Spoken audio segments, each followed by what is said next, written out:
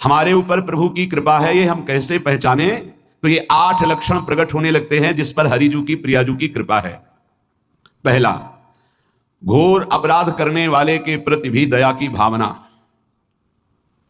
शांति पहला लक्षण है। भाव में भी पहले शांत भाव है। हमारे ऊपर श्री हरिजू की कृपा है, इसकी पहचान ये 8 लक्षण। पहला, शांति, अर्थात घोर अपराधी के प्रति भी गुस्सा ना आना, क्षमा करना, यह हरि की कृपा का लक्षण है। देख लो भाई, घोर अपराधी शब्द तो जाने दो, जरा सा प्रतिकूल हो जाए तो लाख समझाओ पर भ्रकुटी तनी रहती है। भला ऐसा है? अपराधी पर भी क्षमा का भाव होना, ये हरि कृपा पात्र में ही होगा, अन्य में नहीं। तो अगर अपने हृदय में ऐसा लगे कि ऐसा नहीं है तो हरिजू से प्रार्थना करनी चाहिए कि कृपा करो, मेरे में सामर्थ्य आवे। दूसरा, अनुसूया, वो किसी भी के प्रति कभी भी कोई दोष दर्शन ही नहीं करेगा।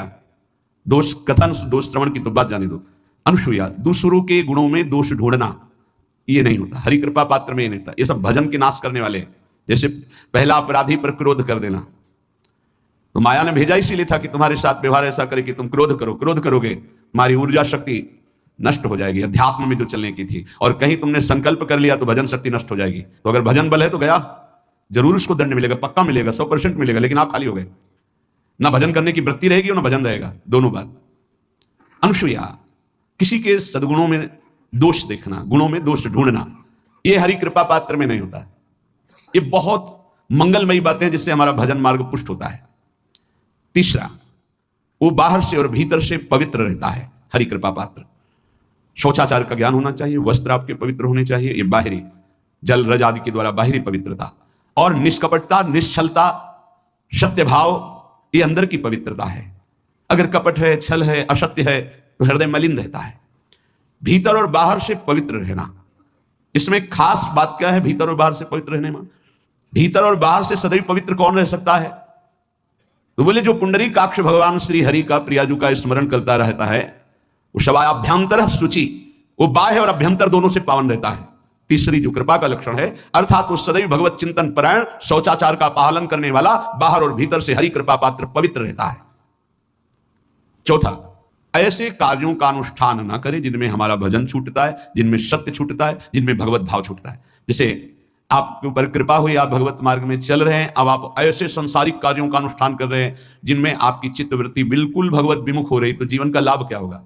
लाभ तो है भगवत स्मरण सहित। जैसे कल एक ने प्रश्न किया कि मैं खाता तो नहीं लेकिन मांस की दुकान में मांस बेचता हूं, होटल आदमी, क्या उचित है? ये उचित कैसे हो सकता है? तुम और भी तो व्यापार कर सकते हो, जरूरी है। धर्म का पालन करने की इच्छा करते हो, धर्म आचरण करते हो, ऐसा नहीं। तो विरत बहुकर्मा, उन कर्मों से हमें विरत रहना है जो हमारे धर्म के विरुद्ध है, जो भजन के विरुद्ध है। हरि कृपा पात्र ऐसे कर्मों का अनुष्ठान कर ही नहीं सकता। अपने भजन का फल देखना भगवत कृपा पात्र की, सबको प्रदान कर देना। हिम्मत है? अपने भजन, इतनी मेहनत से किया हुआ भजन, भजन होने के बाद, हे प्रभु इस भजन का फल हो, सर्वे भवन्तु सुखिना सर्वे सन्तु निरामयाः। यहां तो कहते हैं महाराज एक माला रोज आपके लिए करता हूं कि आपकी बीमारी ठीक रहे, तो शेष किसके लिए करते हो प्रभु? शेष अगर इष्ट और गुरु के लिए तुम्हारा है कि एक माला करते तो फिर इतनी माला करते तो हमें क्या होगा? सब आपको दे देंगे तो हमें क्या होगा? तभी भजन का रास्ते ले जाना। छठवां, अपने भजन से अपने लिए कुछ भी ना चाहना, और दूसरों की तो बात जाने दो, दूसरों से कुछ ना चाहना ये तो ठीक है, अपने भजन से अपने लिए कुछ ना चाहना है हिम्मत। देखो ये हरि कृपा पात्र में हिम्मत होती। अपना भजन अपने प्रयोग में ना लाना, इसका भी आंतरिक रहस्य है। अपने प्रयोग में आप शरीर को लेकर के बोलेंगे, अगर स्वरूप को लेकर तो प्रयोग की कोई वहां जरूरत ही नहीं, स्वरूप पूर्ण काम है, वहां कोई अभाव नहीं। जब आप कोई भाव अपने लिए करेंगे तो देह भाव होगा, देह भाव से किसी विषय की मांग होगी। विषय पूर्ति भजन का फल नहीं होता, भजन का फल होता विषय निवृत्ति। बहुत जोर की बात है, कैसे समझ जाए? अपने भजन का भी फल अपने लिए नहीं, दूसरों से कुछ चाह रखना तो बात ही जाने दो। भजन से भी कोई अन्य सुख की चाह नहीं, क्या चाहिए? भजन ही बनता रहे, भजन का फल भजन बनता रहे, खूब निरंतर जब करते रहे। सातवां, किसी भी मान सम्मान कीर्ति पद प्रतिष्ठा के मिलने पर हृदय का असंतुष्ट हो जाना, यह हरि कृपा पात्र का लक्षण होता है। प्रणाम नमस्कार जय हो तो हृदय में असंतुष्ट हो जाना चाहिए। कोई किंचन मात्र अभिमान न उदय हो जाए। प्रभु बचाओ, ये माया की चकाचौंध से बचा लो नाथ। कौन सा अपराध बन गया कि आपकी जय की जगह यहां हमको ऐसा सुनना पड़े। मान प्रतिष्ठा कीर्ति जिसके लिए बड़े बड़े लालायित रहते, हरि कृपा पात्र को विष की तरह चुभती है।